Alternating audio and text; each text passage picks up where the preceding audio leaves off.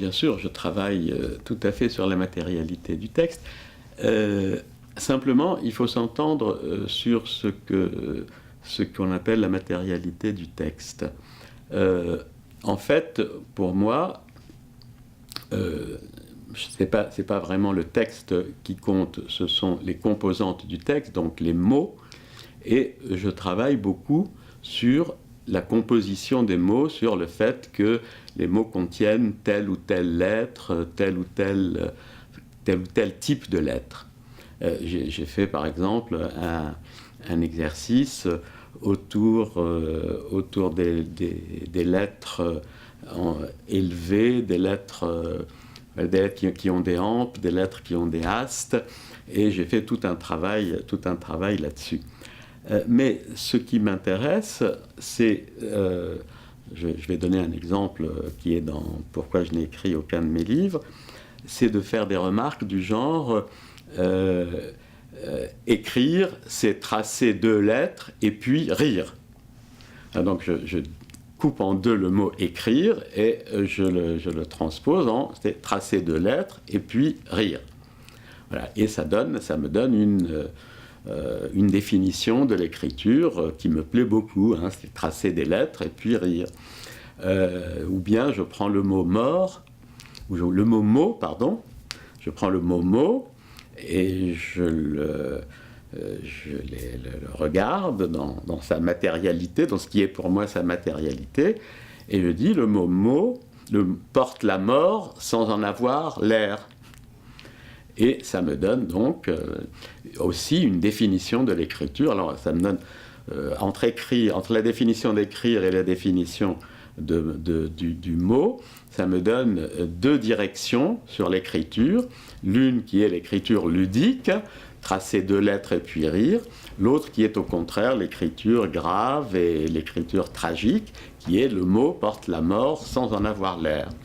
Je me suis beaucoup amusé à faire ça. Je le répands dans tous mes livres. Ça ne se voit pas au premier regard. Plein de gens ne se sont jamais aperçus qu'un certain nombre de pages étaient écrites à partir de réflexions de ce genre, que j'ai eu le bonheur, enfin j'ai eu le bonheur de les retrouver chez Léris, et c'est grâce à Léris que j'ai eu le courage de les utiliser moi aussi dans mes textes. Je n'aurais jamais osé le faire si je ne l'avais pas trouvé chez Léris. Mais je m'amusais à ça avant de connaître Léris, et quand j'ai retrouvé ça chez Léris, ça a été un grand bonheur. Voilà donc ce que c'est pour moi que la matérialité du langage, c'est le fait de voir que les phrases sont faites de mots, les mots sont faits de lettres, que les lettres ont certaines formes, que les lettres portent des noms et qu'on peut jouer avec tout ça. Et tu fais des schémas avant d'écrire ou pas? Ça dépend. Oui et non. J'essaye de faire des schémas avant d'écrire, c'est-à-dire je me dis que je vais faire telle ou telle chose, j'essaye de faire des plans, mais je ne les suis pas toujours, et même je peux dire que je ne les ai jamais vraiment suivis intégralement, mais ils me permettent de commencer. Moi, mon grand problème dans la vie et dans l'écriture, c'est le commencement. J'ai du mal à commencer.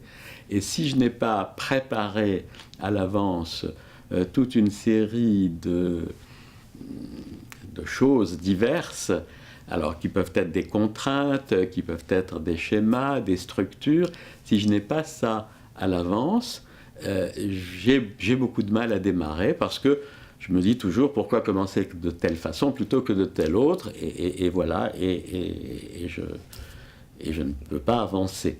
Tandis que si je me donne un plan à l'avance, je sais comment commencer, je sais que je vais aller un petit peu plus loin quelque part, et ensuite, une fois que c'est lancé, c'est pas grave, je peux changer de direction. Mais au début, il faut vraiment que j'ai une direction. Donc tu es le rat dans le labyrinthe. Je suis le rat dans le labyrinthe. Il faut que je construise au moins les 2 ou 3 premières premiers couloirs du labyrinthe. Si j'ai pas les 2 ou 3 premiers couloirs du labyrinthe, alors là, je n'entre même pas dans le labyrinthe. Et donc, il y a rien qui s'écrit.